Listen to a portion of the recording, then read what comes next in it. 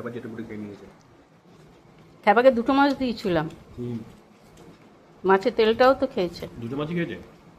কিচ্ছু নেই তো, ভাত তো খিদে পেয়েছিল, বাটিতে যা যা রেখেছিলেন সব খেয়ে নিয়েছে। মাছটা ভালো খেয়ে। আমার তো মাছটা দেখে কিরম লাগছিলাম, এই যে কী জানি বাবা, আমি বাটার দিয়ে আলু। ওহ, মশাটা কি গন্ডগোল করছে রে। নিম পাতাটা কড়কড়ে হয়েছে, আর একটু খেলি না, বাবু তো মুখে দেবে কিনা।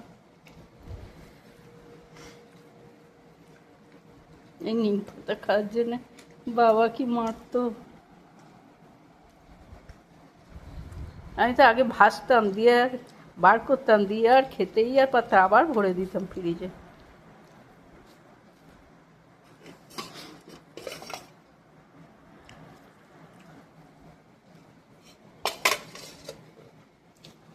মশা কামড়াচ্ছে না? একটা মশা অনেকক্ষণ ধরে জ্বালাচ্ছে। দই দেবো তোর জন্য, চাটা করে রেখেছিলাম।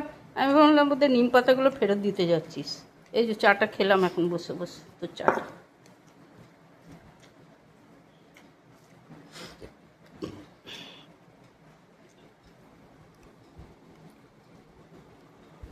তারপর তো খেয়ে